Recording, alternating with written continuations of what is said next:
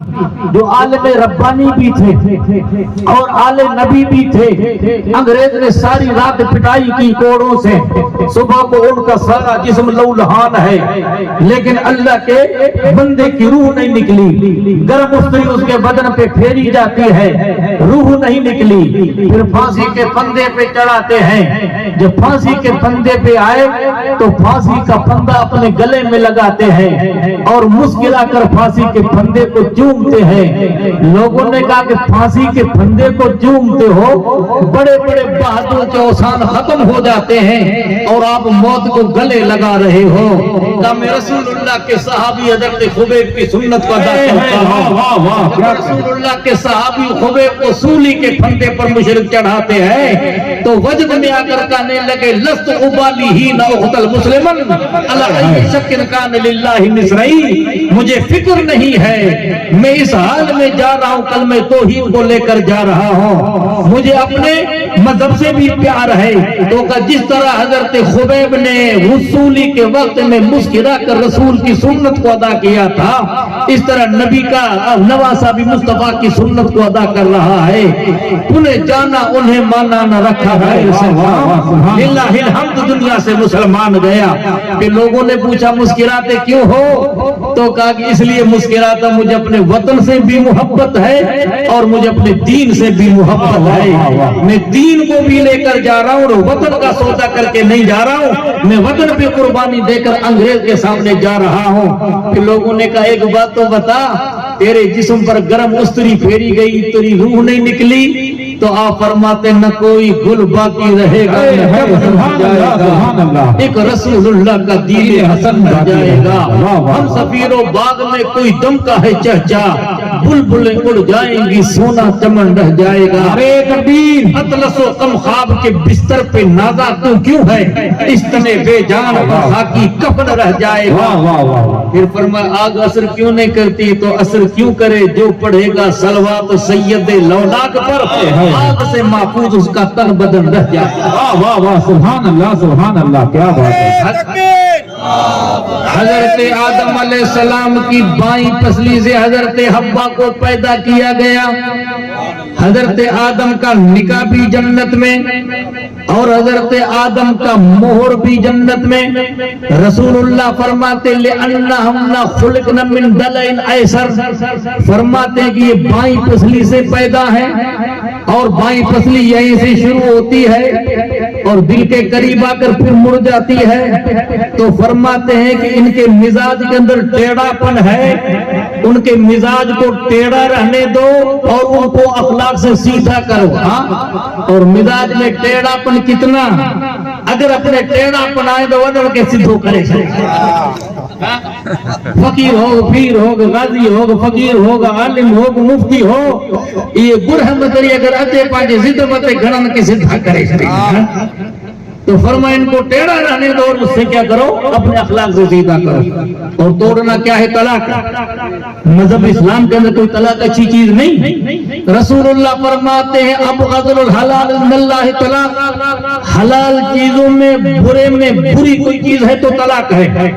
اس سے پہلے قدرت نے کئی طریقے رکھے ہیں، ایک ساتھ میں 3 طلاقیں انسان کو دینی نہیں چاہیے۔ کیوں؟ ہاتھ انسان پھر کاٹ دیتا ہے، پھر کوئی گنجائش باقی نہیں رہتی ہے، پھر کورٹ تک اور کچہری تک جا کے فیصلے مسلمانوں کے ہوتے ہیں اور دنیا ہم سے نفرت کرتی اور ہنسنے پہ مجبور ہو جاتی ہے کہ کس طرح لوگ اس طرح طلاق دیتے ہیں۔ طلاق سے پہلے قدرت نے 3-4 اور طریقے رکھے ہیں۔ اگر مرد عورت کے دم انبن ہو جائے تو پھر قرآن کا یہ فیصلہ ہے کہ پہلے ان کا بستر الگ کرو۔ بستر الگ کرنے کے بعد عورت کے مزاج کے اندر اگر ٹیڑھا پن ہے تو پھر قرآن یہ کہتا فَضْرِبُوهُمْ ضَرْبًا غَيْرَ مُبَرِّحٍ، ان کو ایسا مارو کہ جسم پہ داغ نہ ہو۔ یہ 2 طریقے۔ اگر اس طریقے کے بعد مرد عورت میں انبن ہے تو پھر قرآن کہتا فَبَعْثُوا حَكَمًا مِنْ أَهْلِهِ وَحَكَمًا مِنْ أَهْلِهَا، ایک حکم مرد کی طرف سے ایک حکم عورت کی طرف سے بھیجو۔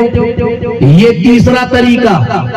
اگر اس کے بعد مزاج کے اندر تلخی اور تندی باقی ہے تو پھر قرآن یہ کہتا ہے کہ ایک پیریڈ کے اندر ایک طلاق دے دو پاکی کے زمانے میں، اور وہ مدت پوری ہونے سے پہلے تم 2 گواہوں کے سامنے رجوع کر لو، نہ اس پہ نکاح ہے نہ اس پہ حلالہ ہے، اور اگر اس کے باوجود معاملہ نہیں بنتا ہے تو دوسری باقی کے پیریڈ کے اندر دوسری طلاق دے دو. اب یہ 6 طریقے ہوئے. اس کے بعد اگر عورت کا مزاج صحیح نہیں ہے تو پھر آخری مرتبہ تیسری طلاق دے دو. 2 طلاقوں تک گنجائش ہے. نہ حلالے کی ضرورت نہ نکاح ثانی کی ضرورت. ایک ساتھ میں 3 طلاق کے مرد دے دیتا ہے تو ہاتھ یہاں سے کٹ جاتے ہیں. اور بغیر حلالے کے عورت حلال نہیں ہوتی ہے. تو رسول اللہ فرماتے ہیں کہ میں اپنے اہل کے لیے بہتر ہوں, تم اپنے اہل کے لیے بہتر ہو جاؤ. کیسے محبوب خدا کی سیرت ہے. آپ میرے آقا کی سیرت کا مطالعہ تو کرو. دنیا کے کسی رہبر کی, دنیا کے کسی رہنما کی اس طرح سیرت نہیں ہے جس طرح مصطفیٰ کی سیرت ہے. کیونکہ کسی نے اپنے گرو کی اس طرح سیرت نہ لکھی. وہ جانتا ہے کہ میرے گرو کی سیرت کے اندر کوئی نہ کوئی نقص ہو سکتا ہے.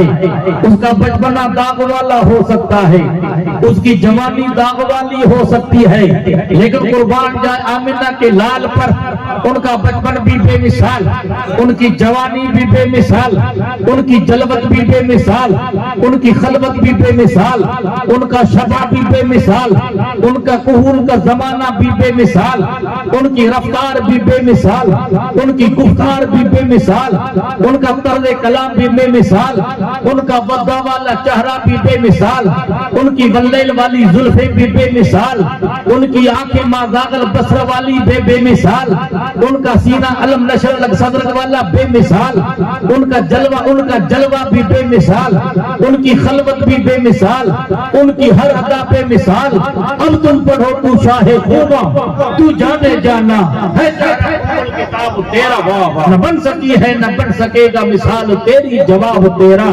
ہے آمنہ کے لال کا کوئی مثال, ہے ان کا کوئی جواب, ہے آمنہ کے لال جو کوئی جواب, ہے مصطفیٰ جو کوئی ثانی. محبوب خدا سرور کائنات صلی اللہ علیہ وسلم جیسا کائنات میں آیا نہیں. رسول اللہ صلی اللہ علیہ وسلم فرماتے میں اپنے اہل کے لیے بہتر, تو اپنے اہل کے لیے بہتر ہو جاؤ. ہم نے جب سیرت کا مطالعہ کیا, دنیا کی پہلی مادر مہربان جن کا نام سیدہ خدیجہ کبریٰ رضی اللہ تعالی عنہا آیا ہے. ارے وہ خدیجہ کبریٰ رسول اللہ صلی اللہ علیہ وسلم سے پہلے 2 نکاح ان کے ہو چکے تھے. 40 سال کی عمر پہنچ چکی ہے.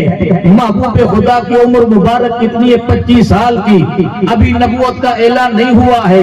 کیا 25 سال کنوار مصطفیٰ کو عرب کے کنواری سے رشتہ نہیں ملتا تھا؟ مل سکتا تھا, لیکن رسول اللہ صلی اللہ علیہ وسلم نے امت کو یہ ذہن دیا جب نکاح کا وقت ہے تو 40 سال ایک بیوہ سے نکاح کیا. کیوں؟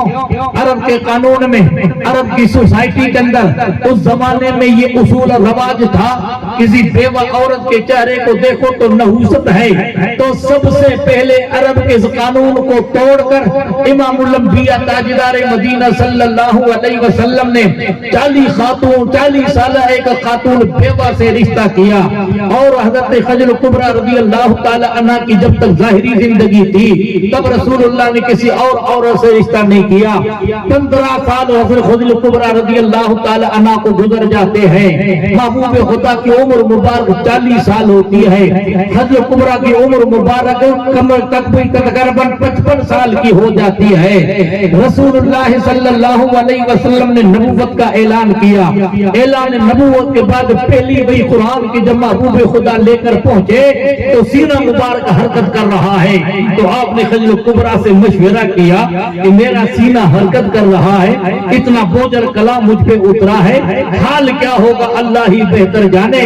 زمانے کی اور کوئی عورت ہوتی تو حال کیا ہوتا, لیکن خدیجہ کبریٰ رسول اللہ سے پہلے 2 شوہروں کی سیرت کو دیکھ چکی تھی اور 15 سال مصطفیٰ کی رفاقت کو دیکھ چکی.